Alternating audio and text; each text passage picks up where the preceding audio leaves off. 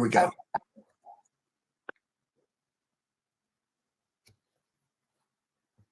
Welcome, everyone, and thank you for attending today's webinar. I'm David Shaw, the Publishing Director of Directors and Boards magazine. I hope that you, your fellow board members, and family and employees are and remain in good health.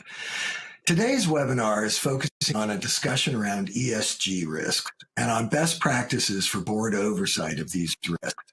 I have three terrific guests today who will talk about where the risks are to the company, but also where and how boards can best manage those risks. In thinking about today's session, I was struck by a recent story in the Wall Street Journal that highlighted how risk is being dealt with in consumer markets. The cost of homeowners insurance nationwide has risen about 4% in the past few years as a whole. It has jumped 21% in Florida, where the insurance companies have been pricing the risk associated with increased loss from hurricanes. I think the lesson here is risks do get priced. And insofar as ESG risks can have a negative impact on corporations, those risks will be faced too, either by investors, by customers, by employees, or other stakeholders. But before we get started, a couple of quick housekeeping details for all of you. We welcome your questions and comments and thoughts throughout this session. So use that question box that's down below the video feed and enter your questions whenever they occur to you. We'll get to as many as we can. We'll go for no more than 60 minutes today, and we'll get to as many questions and comments as possible, as I mentioned. After the webinar, you'll receive a copy of a special report from Ceres, one of our webinar sponsors. It's called Running the Risk, How Corporate Boards Can Oversee ESG Issues. And I think you'll find that really phenomenal. So without further ado, I'd like to welcome my three guests today. Joining me are board member Lisa Bougie, as well as Amelia Miazad from the University of California, and Veena Ramani from Ceres. Lisa Bougie is an independent director of Eileen Fisher, Cora, and Bulletin, and her background is with firms like Stitch Fix and Nike, where she was general manager of direct-to-consumer for emerging markets. Amelia Miazad is an expert in sustainable capitalism and founded and leads the Business and Society Institute at Berkeley Law. Amelia's recent publications explore stakeholder governance and ESG as a process for overseeing risk and a powerful tool for transforming corporate culture. And Veena Ramani is Senior Program Director for Capital Market Systems at Ceres, a nonprofit focused on transforming the economy to build a just and sustainable future. Veena leads Ceres' work on critical market levers that will help scale the transition to sustainable capital markets. This includes governance systems companies should put in place at the corporate board level to allow for active board sustainability oversight. So I couldn't ask for a more talented crew to join me today to speak about some of these issues. And in fact, before we get started, can we open with a little bit of a level set on what do we mean when we say ESG? Who'd like to take that first one? Amelia?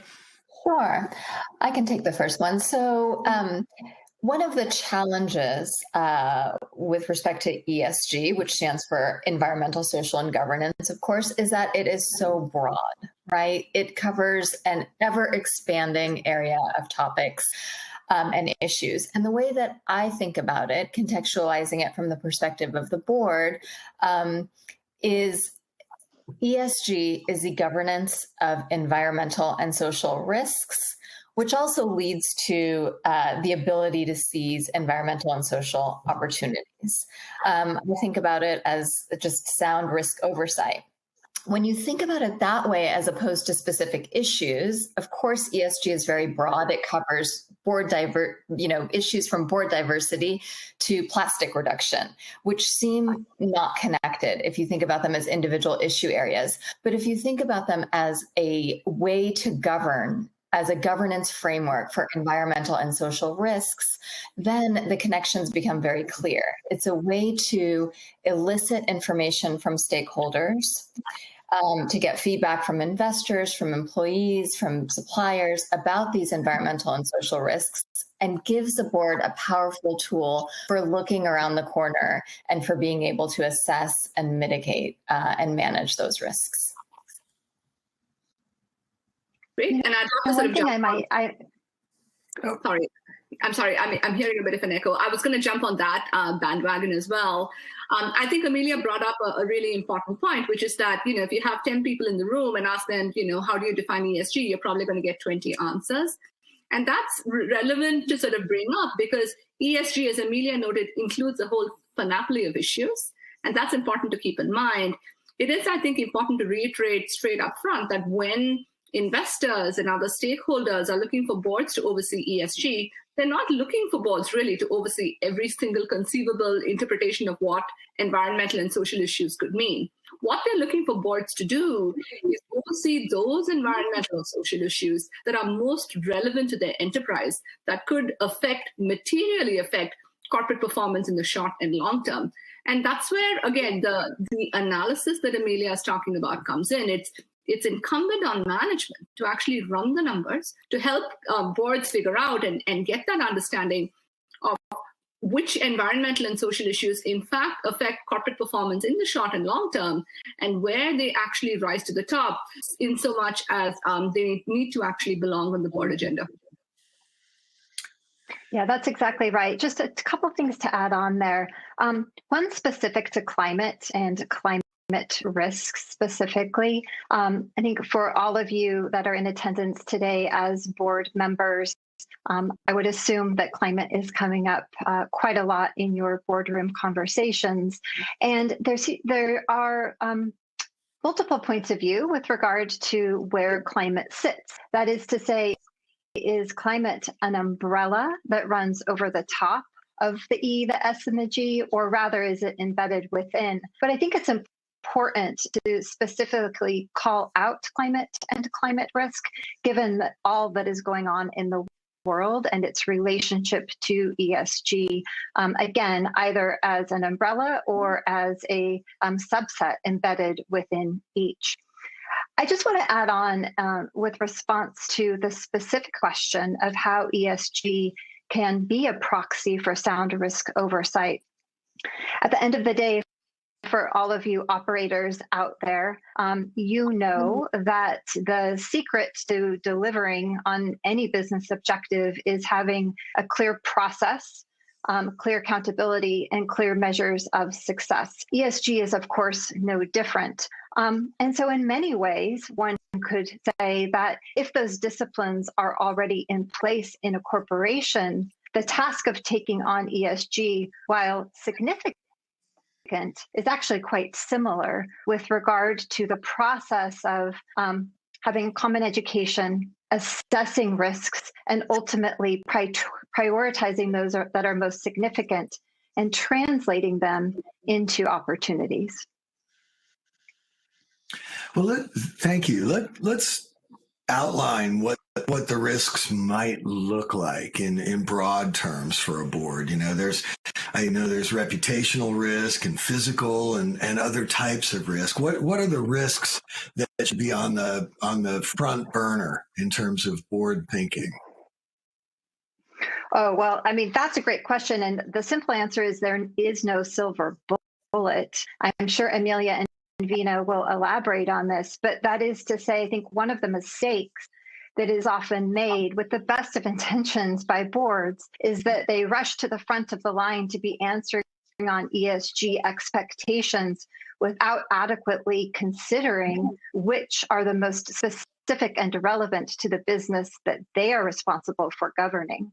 And so I think it would be remiss to answer your question, David, with any single response other than to say it is up to you as board directors to do the work and the critical thinking and partnership with your management teams to very specifically identify where those risks lie, which will be very different by sector and many other things. So that is not intended to be an ambiguous response, but actually, I think the most accurate one. Yeah, I couldn't agree with Lisa more. I think one of the traps that companies and boards sometimes fall into is looking at ESG risks as being in some ways special, right? In some ways that in a way that needs to be treated differently from every other risk. In fact, one resource that I would point our audience to is, you mentioned our report, David, Running the Risk. It actually includes a table which really maps out how environmental or social issues could be classified as part of any regular governance-based risk that a board focuses on. So it could be a governance risk, it could be a board approval risk, it could be an enterprise risk, it could be an emerging risk, it could be a technology risk, it could be a physical risk, it could be a transition risk. I think the advice that we have, the advice that I have for board directors who are thinking about these issues, is to really treat an issue like climate change sort of similar to the way that they would treat an issue like commodity price changes, right? Just run the numbers, understand which part of your organizational strategy operates, and then address it that way.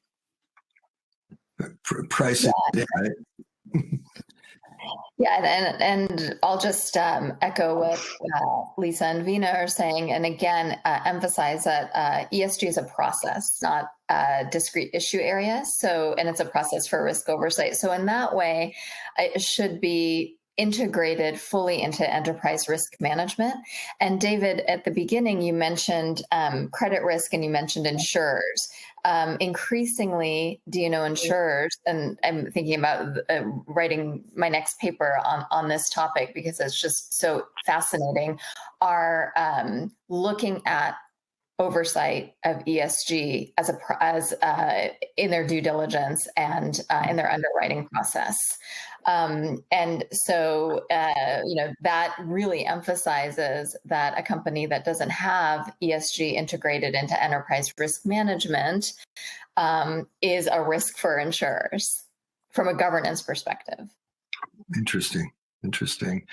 Okay, so we'll move into another area here where there's been a suggestion, obviously, from a number of institutional investors, more than a suggestion, that diverse boards are better at risk oversight. But there's, that when people classically think of diversity, they think of gender and ethnicity, but there are other forms of diversity here too. So let's start by talking about what we mean by diversity to start with.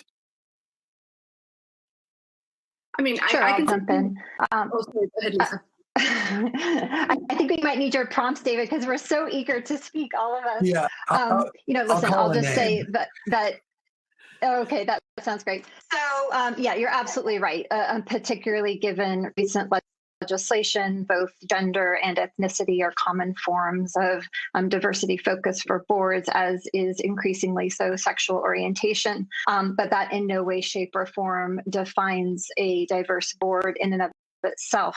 That is to say, well, in my opinion anyway, that diverse boards are those that represent the complete constituency of that company, thereby aligning that thought process to one of stakeholder capitalism, with the identification of all parties, if you will, that inform the ecosystem of that company. So therefore, a diverse board would represent all the different communities of which that company impacts: employees, customers, of course, that might be the supply chain, manufacturers, partners, collaborators. But the value of that diversity of thought, which, by the way, could also be academic background, it could even be board competencies. It's the power of having that group around the table, so to speak, that will be able to identify around the corner in advance, by the way, the most significant risks for any one company. Veena, anything? Oh, sure. I mean, I'm happy to. Let me sort of talk about it from an investor perspective really quickly, because in part that was the prompt. Yeah, from an investor, so Lisa's absolutely right. I feel I should just preface that by saying I tend to agree violently with what Amelia and Lisa are saying at any given point in time. So let's just take that as a given. But from an investor perspective, a lot of the shareholder resolutions, et cetera, that we're seeing coming from the investor community is actually focused on gender and ethnicity-based diversity, specifically actually gender diversity. That is the focus of investors right now, because of the somewhat shocking statistic that even though women tend to make up more than half the population of the US, they are significantly underrepresented on boards. I don't have the numbers in front of me. I should have, but it's almost shocking. There are still large company boards right now without a single woman on board. And investors, again, look at this from a risk management perspective, right? The idea, one of the rationale from the investor perspective to have a diverse board is because it tends to avoid the notion of groupthink. Right? Diverse boards just tend to be smarter boards. There's actually research out there that talks about how companies with more women on their board, with more women in their senior leadership roles tend to actually outperform from a financial perspective their peers in the marketplace. So there's research out there showing that diverse companies with diverse boards are actually better companies. And it's all about smarter and more resilient decision making. Yeah, and I'd just like to echo what Veena said about the decision-making process. So when you, again, if you look at ESG as a process for sound risk oversight, the foundation of that process is information. And that's what my research looks at. Specifically, how is the board and senior management eliciting information that will lead them to assessing whether risks are material, financially material, or will become financially material. If you have a board that's diverse, they will necessarily ask questions. It'll be a wider aperture of questions. The scope will be wider just because of their lived experiences. And so that has been, proven empirically. There is a lot of debate, of course, because anytime academics do anything, they have to have, research on both sides. But that sort of empirical debate is a little bit moot because the investor community is convinced and has moved on and is requiring boards to become more diverse. But the reason is because diverse boards elicit a wider scope of information and are able to make better decisions.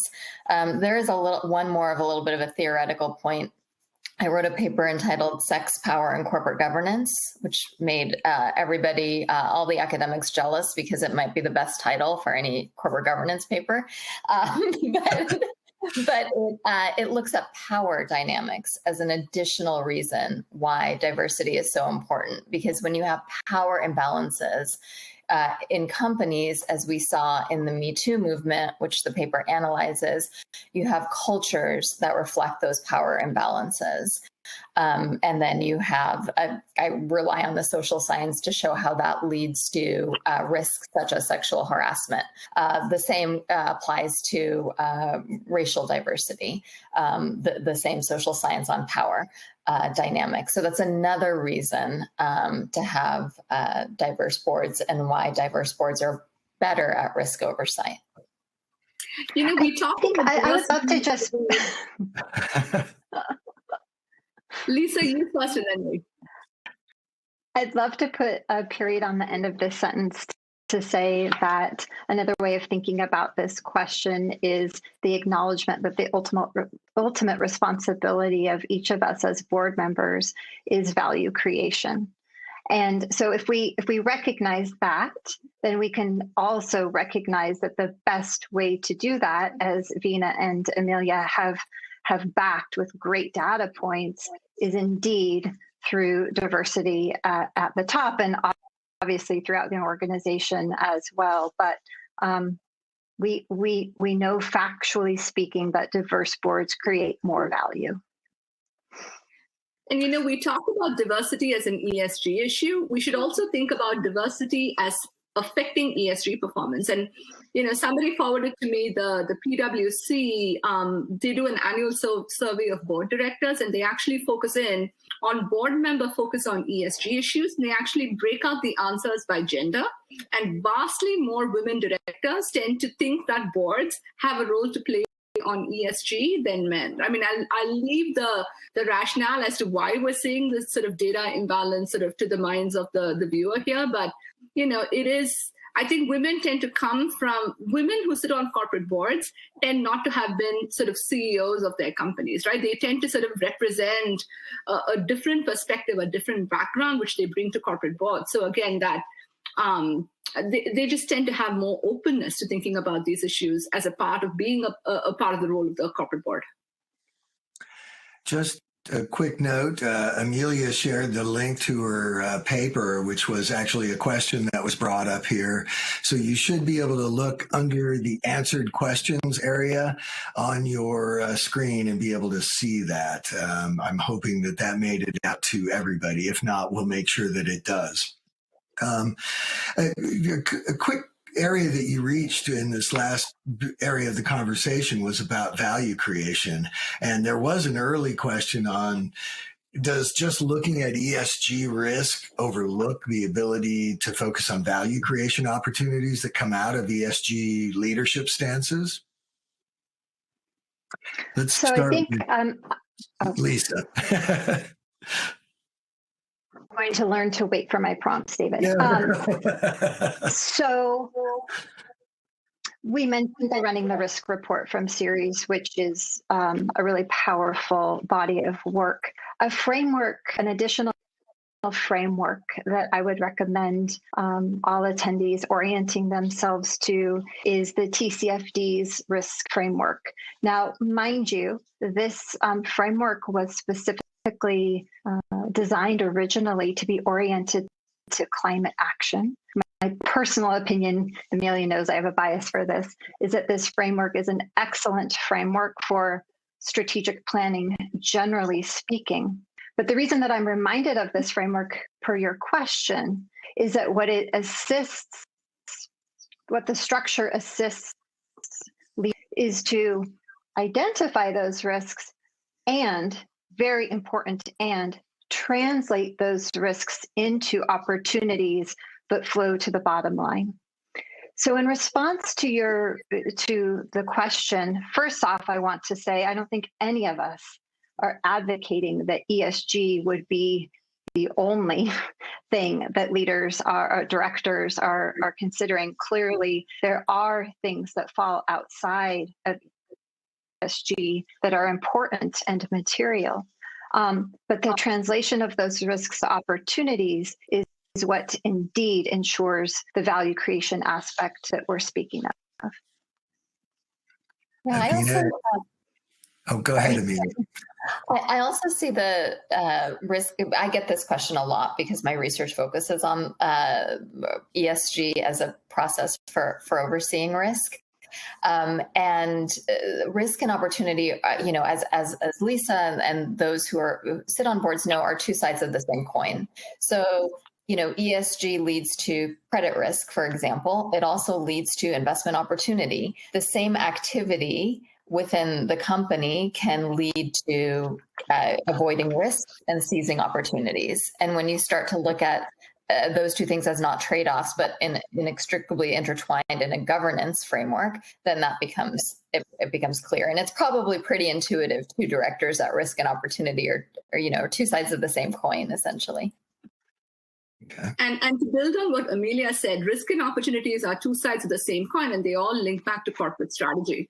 So I 100% endorse Lisa's endorsement of the TCFD, which I kind of like because I think it's sort of a governance framework masquerading as a disclosure framework. So for those of you who don't know, the TCFD are the recommendations of the task force for climate-related financial disclosure. Sorry, I have to sort of walk myself through the acronym for a second there. But it actually came out of the Financial Stability Board. It was created by the financial community to come up with a set of metrics that could be used by the financial community to assess climate risk exposure in their portfolio. So it's a very risk-oriented disclosure framework. And the logic of the TCFD, though, is fully governance. It essentially tells companies, get your governance house in order, right? Figure out how your board oversees climate change. Figure out how your management engages with your board on climate change. It tells companies, run the numbers, right? Do scenario analysis on climate change, figure out how climate change fits into enterprise risk management, get your results, integrate them into strategy, which is where the risk opportunity framework that we've talked about fits in. And then disclosure comes at the end. Figure out your goals, figure out your performance and disclose. But that comes at the end of actually a really well thought through governance framework for climate in the case of the TCFD, but which I agree with you, Lisa, can be applied for any ESG risk. And just as a note, we'll be posting a link to the TCFD website. That should show up in your answered questions area. It just did. So you can see a link to that too. Okay, let us move to an area that I think is interesting in the context of this conversation, which is, where should this risk oversight be, this ESG risk oversight be within the board? Typically, risk oversight has been obviously in the audit committee, but that's more audit risk. Should a board have a designated ESG committee? Is that the wrong way to do this? I mean, what are the pros and cons of an approach like that? Lisa, do you want to start off? Sure, I'd be happy to. So as you intimated in the question itself, there is no kind of right way or one way, at least not yet. That could be changing with kind of SEC's focus on climate and a convergence of metrics and how we look at these things. But in this moment, there is no one way. I think the best way to answer your question is by talking through kind of the pros and cons of each. That is to say that one common approach, as you've said, is to create an ESG committee. The benefit of an ESG committee is, of course, the focus and the oversight and governance that would take place with that particular group of people and their ability to both identify the most meaningful risks and usher them through the company's strategic planning process all the way through accountability and results. And that has worked for many. Alternatively, some, as you've said, are putting ESG under an existing committee. And actually, that has traditionally been done in audit. We're now seeing that kind of be allocated to other committees as well, such as Nom and Gov, as an example.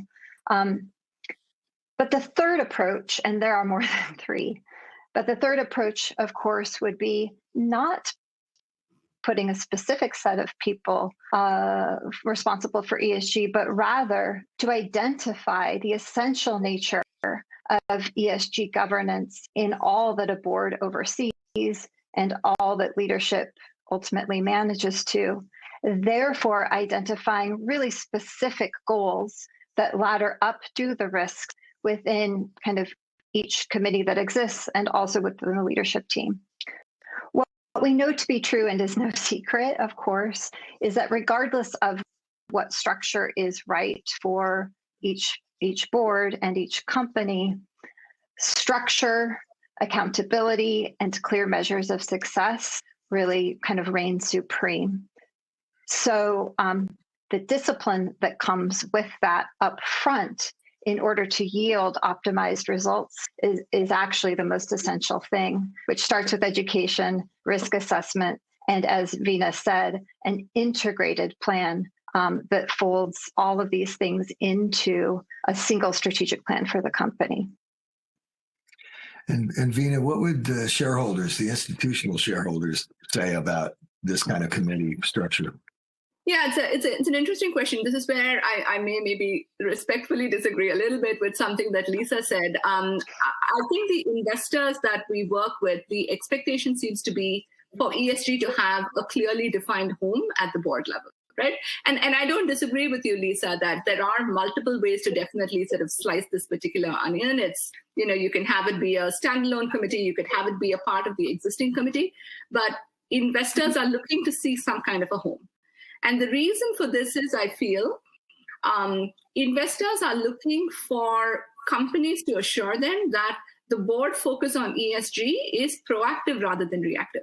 Because clearly any company, even companies where their boards don't focus on ESG, will have a discussion on ESG when there's a crisis, right? Witness the focus of apparel companies on ESG as a part of the Rana Plaza collapse. That was a time where ESG wasn't typically considered to be a part of the board agenda, but I bet you every single apparel company board talked about, supply chain conditions at that particular point in time. So the formal charter incorporation of ESG at the board level, creating that home, is something that investors are looking to see. But building on that, absolutely, a lot of what you talked about, they're looking for a home, they're looking for fluency of directors on the board for ESG so that the decisions that are made are actually informed and thoughtful. And they are looking for companies and boards to demonstrate that they are holding management accountable for ESG performance. And I know that compensation is something we will be talking about in just a minute. Yeah, I think that's a really valid point. One thing that I just want to add, because I think I was remiss in not stating it, even in the event where there is defined responsibility for ESG, or at very least the most material things like climate as an example, it's essential that the mindset and the overall operating kind of principles from a governance standpoint are one that fully recognizes the ultimate duty of care of every single board member in this governance. That is to say, it's not their problem. It's not that committee's to solve. My opinion anyway, as a board member, is that the duty of care resides in every single director to be having responsible, deep understanding of these risks, of these solutions, and of these opportunities. So I get a little nervous, and I hear you, Veena, and I agree with the aspects of what you're saying, but I just want to be clear to the board directors that, numbering over 200 today, if you're not on that committee, it is still your duty of care to understand what's going on. 100%. Yeah, absolutely. Keep in mind, investors are looking for the minimum, right? So I think at a minimum, they're looking for a home. But I think the expectation for sure is that that committee cannot be the only place where ESG is addressed, right? It is the responsibility of that committee, and it is the responsibility of the board chair to make sure that conversations about ESG risk, to bring back Amelia's risk framing, is actually cross-pollinated across the entire board. Yeah, and when I think that, just to close the loop on this, I think having that home might be shared, depending on the company, depending on the industry. So in certain cases, if a company has social issues that are workforce issues, those might be more appropriately aligned with the compensation committee. Actually, so some compensation committees are looking at compensation and culture, and looking at compensation of the C-suite in addition to the workforce more broadly. This is something that former Justice of the Delaware Supreme Court, Leo Strine, advocates for. Now, that's a core ESG issue, but it is, in one committee, whereas climate might be in the risk committee, for example, or in a different committee. So I don't think it needs to be one home necessarily, but what investors want is that board members are informed. A board member's duty is to be reasonably informed and to assess and oversee risks and opportunities. And that receiving and considering that information is what I think the investor community is looking for, and indeed what the board's fiduciary duties are. Okay. Just as a note, we'll be adding yet another answer to everyone, I hope, a link to a directors and boards article by one of the authors who's attending today, and suggested that it might be worth linking to it as well. So thank you, Joyce, for that reminder. When you're talking about an ESG committee or somewhere where this resides, though, are there some skill sets that you'd want to see on members of that committee or on the committee, the various committees that might take this up? But let's just assume there was an ESG committee. What would we be looking at there for the characteristics of members of that committee? Veena, any thoughts?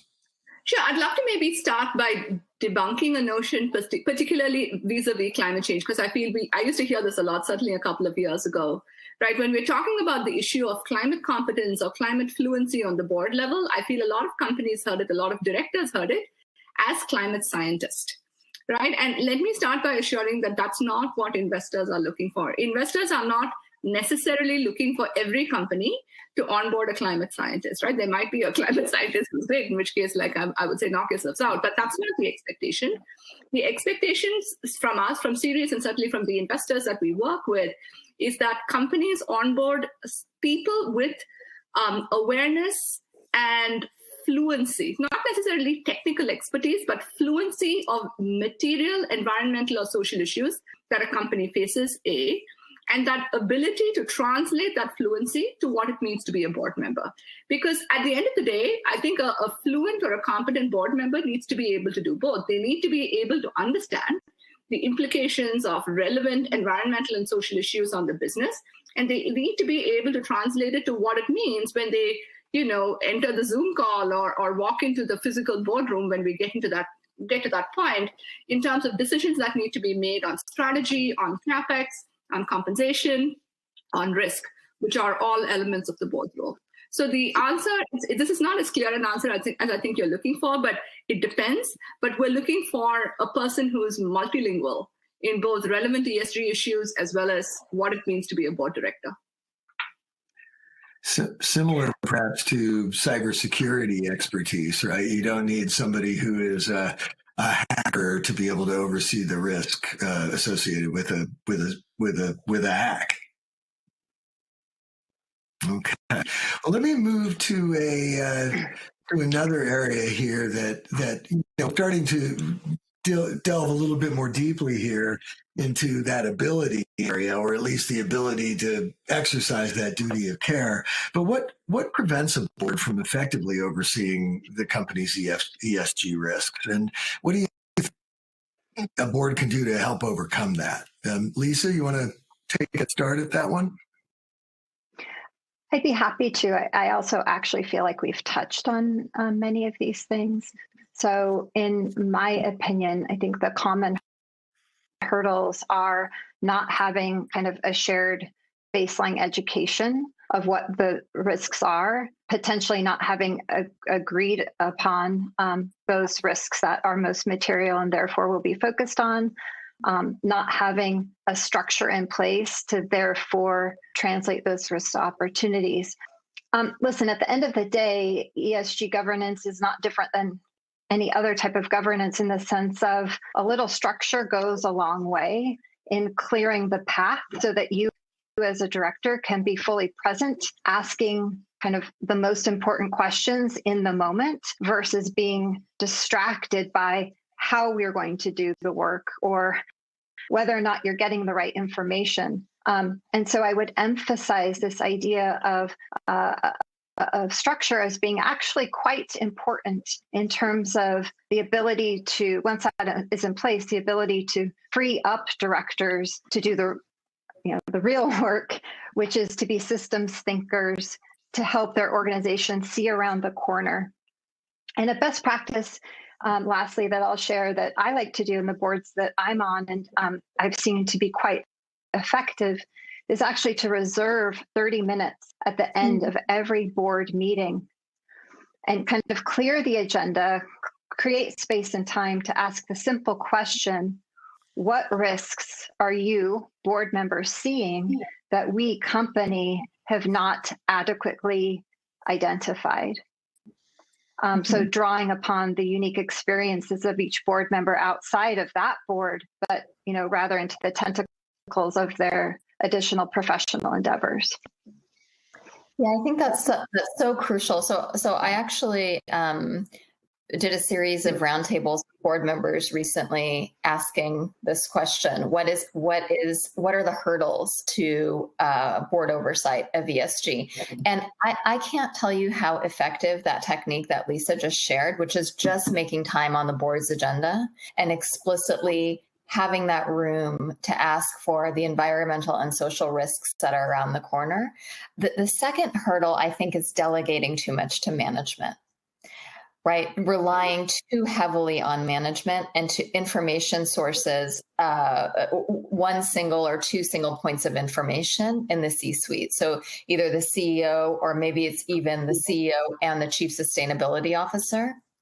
The board's access to ESG information should be much broader than that. So some of the board members that I interviewed shared techniques similar to Lisa's, making time, but also opening the information channels by meeting with middle management, visiting sites, visiting stores, asking questions, probing more, just to ensure that the information that the board is receiving is robust. I mean, I fully agree with what Lisa and Amelia just said. The third hurdle that I'll add to the mix actually links back to the conversation we were just having now, David, which is, I think a hurdle is also that this is a new topic to board directors, right? This notion of that ESG belongs on the board agenda. It's really, really topical right now, but it really wasn't a few years ago. And conversations similar to what we're having amongst the four of us now, it's still information the directors need, right? Questions like, what does ESG mean, right? How do I figure it out in terms of a structure at the board level? How does it sort of apply to risk management? How does it apply to disclosure? How does it apply to executive compensation? These are questions that board members are asking themselves, and they're trying to figure it out. And one way they can figure it out is attending webinars like this, which is great. I do want to put a plug for another resource, which we will talk about a little bit more towards the end, which is that I've had the honor of collaborating with Amelia and the Berkeley School of Law to co-convene with Amelia a course for corporate directors on ESG. So it's a 6-hour online curriculum focused on ESG that addresses each of the questions that we're addressing in today's webinar. So again, happy to put a link to the course. It's self-paced. It's intended to be taken online, and it's intended to be practical. So I would encourage your audience members to check it out. We'll show I'll just add a link to that at the very end. Go ahead, Lisa. Sure. And I want to add, as an unsolicited PSA, I knew Veena before taking the course, but met Amelia while taking the course last fall. So I'm the beneficiary of having been through. And what I can say about my personal experience, more than anything, certainly the curriculum itself is well-founded and very foundational, but also simply using the 8 weeks or whatever it was in total to further articulate, reflect, and ultimately kind of double down on my own belief system as a director helped me immeasurably with regard to how I show up in the boards that I serve on, and also how I seek to differentiate kind of my skill set out in the world of future boards. So I just want to say thank you to Amelia and Veena. I really positive experience, and cannot say enough positive things about all that it can bring to each of you as directors relative to personal insights and differentiation on the boards you serve. Thank you.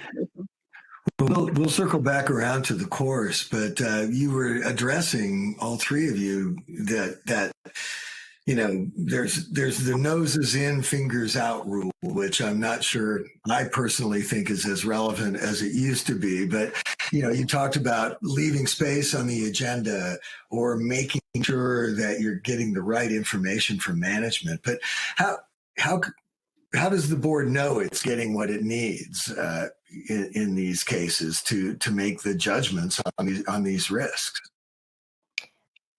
Yeah, it takes time, and like Lisa said, a little governance goes a long way.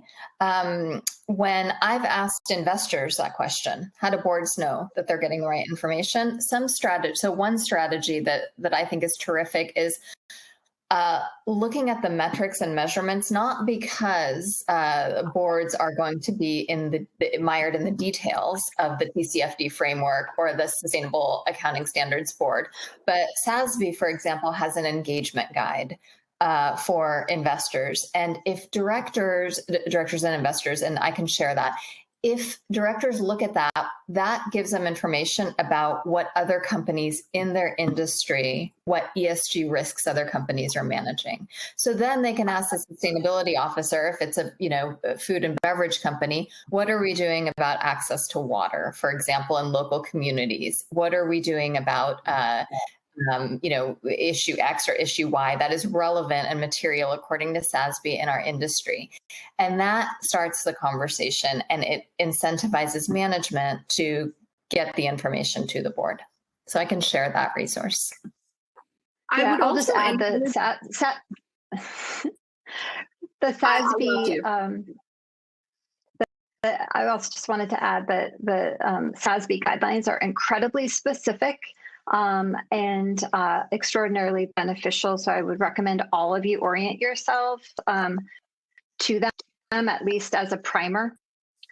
The other thing I want to say is I hope that you don't find yourselves in this situation, but one way in which you'll really know if you've been receiving the right information is in the time of a crisis. And likely you've all experienced some version of that in the last year. One of my favorite quotes from Warren Buffett is, when the tide goes out, you can see who's swimming naked. I hope you don't find yourselves in the situation of not being prepared and feeling naked. Do the work now so that when the next big, moment comes, you're all ready. And the only thing I'll add to, I think, those really wise really sort of wise words there is, I would encourage board members to get their information not just from management, right? Investors are clearly focused on these issues. Employees are clearly focused on these issues. So I would encourage board members to consider participating in conversations with top investors, right? Investors are focused on ESG. Directors could ask their investors, what are you focused on, right? What ESG issues are you seeing our competitors focus on? A lot of companies try to convene stakeholder advisory councils, multi-stakeholder groups to give them advice on ESG strategy.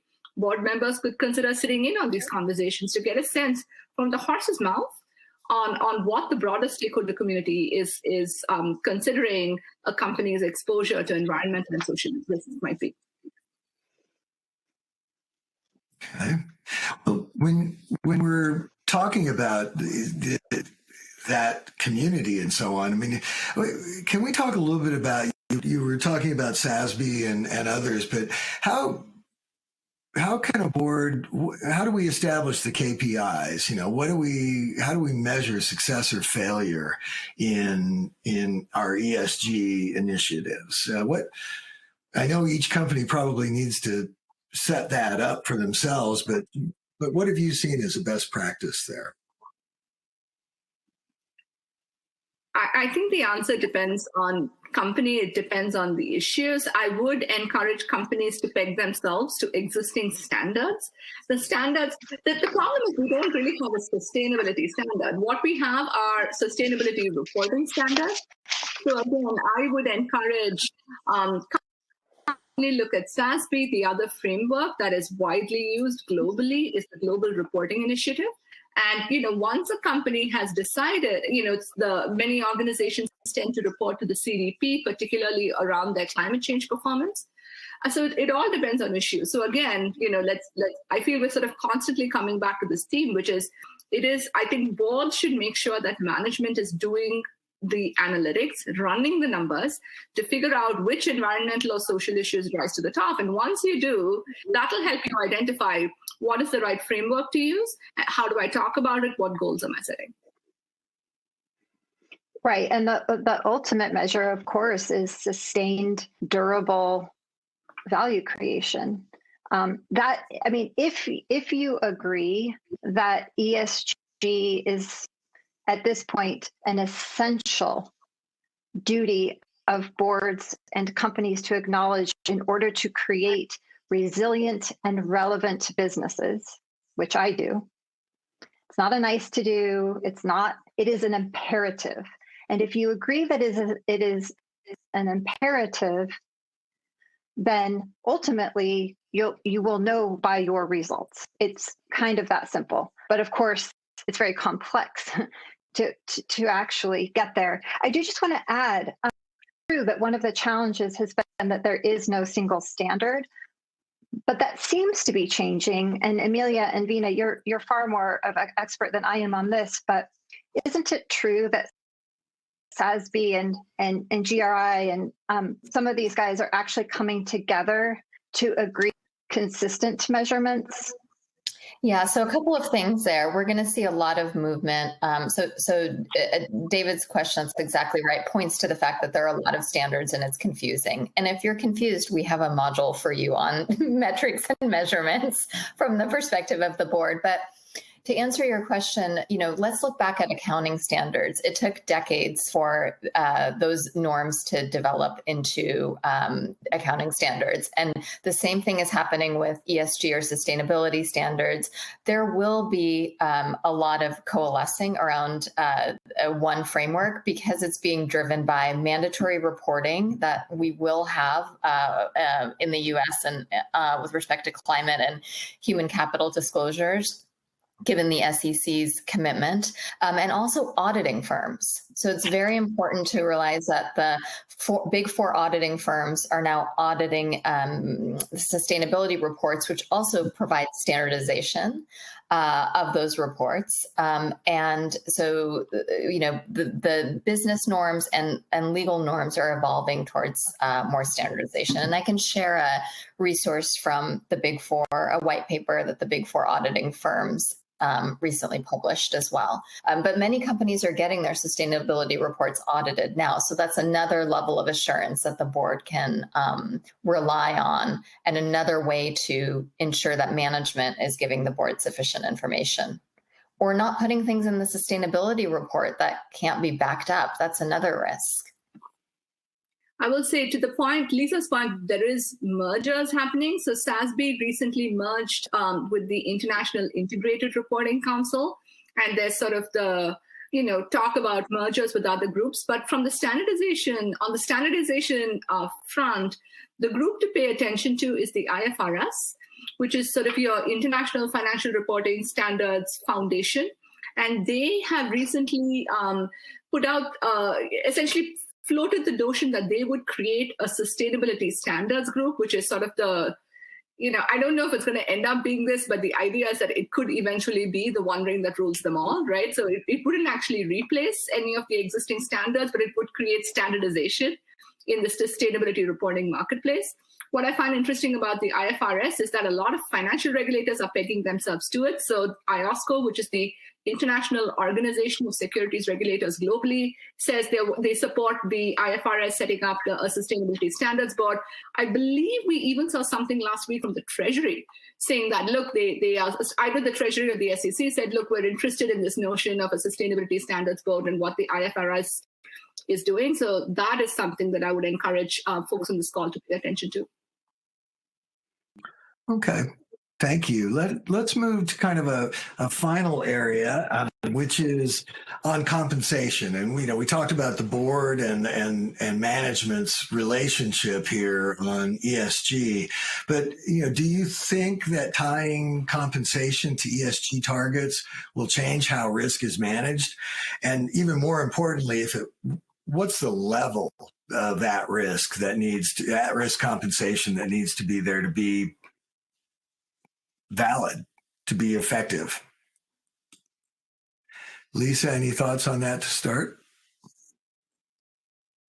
Sure. I think I'll cite a specific example that I had in my decade at Nike. But before I get there, I'll maybe do a spoiler alert to say that as we all know, what's measured matters. I also think that ultimately what's rewarded reigns in terms of what informs people's behavior.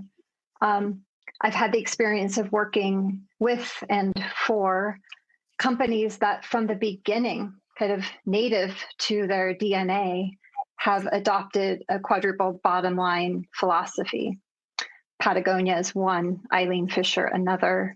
In those situations, it was known literally at the inception of those companies that all four components of the QBL were essential to the company's relevance and sustainability, and ultimately that team members would be held accountable. But in my time at Nike, when the company was $35 billion or so at the time, we moved from placing kind of at that time what was called social responsibility in kind of an oversight functional group to integrating the company's goals into every function and every layer of the organization.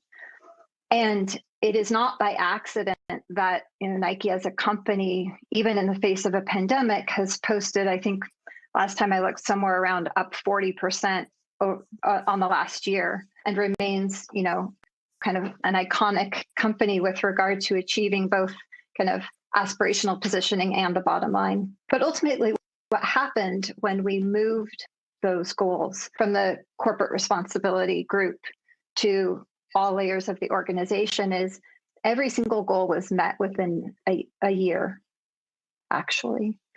And that hadn't been the case previously. So, I am an operator, and I ultimately believe that with clarity of goals, with clear measures of success, and with accountability, ESG risks are not just mitigated, but ultimately can become a company's greatest assets with regard to opportunity. So I'm a big fan and have lived the benefits of it. Terrific. Veena, any thought? Oh, I'm sorry, Amelia. Yeah, I just wanted to weigh in there. So as we've been doing these roundtables with investors and boards on executive compensation, but broader than that, capital allocation as well. So and executive compensation is one form of the way that a company allocates its capital. When there's a misalignment between ESG goals or ESG statements and how the company is allocating its capital, that's a red flag increasingly to investors that this company is not serious about ESG. And when you think about it, the board actually doesn't have that many levers to pull when it comes to ESG, but compensation is one of those levers. Capital allocation is another one. Merger and acquisition strategy is another one. So, boards when boards are representing that they care about ESG, those are the indicia that investors look to determine whether the board means it. And if you look at some companies, I'll leave it at that, because as Veena knows, I can go on and on and on with executive compensation. There's a module on that, of course. Well, any comments on the compensation side, Veena? Yeah, I mean, the only thing, again, I think Amelia and Lisa have covered it. The only thing I will say to add to this conversation is that compensation should follow strategy, right? So again, once you go through the process we've talked about before, what are your risks? How does it affect strategy? How do you change strategy? Given the light of your risk exposure, compensation should then follow that. Okay. Well, I've got the slide up that shows the Berkeley Law and Ceres program there. I think you discussed that, but if there's any other flavor you'd like to throw in on, it would be great. We're coming right to the top of the hour. The only thing that I'll say is, in addition to we've designed it to be flexible for board members, but it's also wonderful to have networking and to share experiences. That's, one of the best ways for boards to learn is to learn about what other companies are doing. So we also have live sessions. So in addition to, and they're optional, but in addition to each module, we have 3 live sessions providing the opportunity for discussion and debate on the issues. And I learn a lot from those, and they've inspired some research for me. So that's terrific. And Veena? I mean, the only thing I'll add is that, what makes our course interesting, at least for me, is that it approaches the issue of board oversight of ESG from a functional perspective rather than an issue perspective, right? So we really took some time to think through what do board members do? What decisions do board members make? And we really try to structure a series of modules. There are 6 modules in that course, sort of keeping that in mind. And again, a lot of them cover themes that we've specifically discussed in our webinar today, David. So things like, what do these issues mean? What does it mean in terms of risk assessment? What does it mean in terms of investor engagement? What does it mean in terms of disclosure? What does it mean in terms of compensation? And what does it mean in terms of fluency? Each of these are topics that we address in a good amount of detail in the course. Terrific. Well, I want to say thank you to Amelia, Veena, and Lisa. This has been a really terrific conversation, and I hope all of you in the audience found today's discussion educational and stimulating. You'll see a lot of the framework and links and so on in the answered questions. We'll make sure that that gets included as well in outreach that follows this event. There were some questions here in terms of will the replay be available? Yes, it will be. So please do view it again and share with your colleagues. And remember, we will also send a link to a copy of the Ceres report, Running the Risk, How Corporate Boards Can Oversee ESG Issues, for your reference and review. So you should have a lot of material to think about after this. And again, thank you, Amelia. Thank you, Veena. Thank you, Lisa. And thank you to all of you who attended and all your many wonderful questions today. We wish you a wonderful rest of your week, great weather, great health, and we'll see you at the next webcast. Thank you. Bye.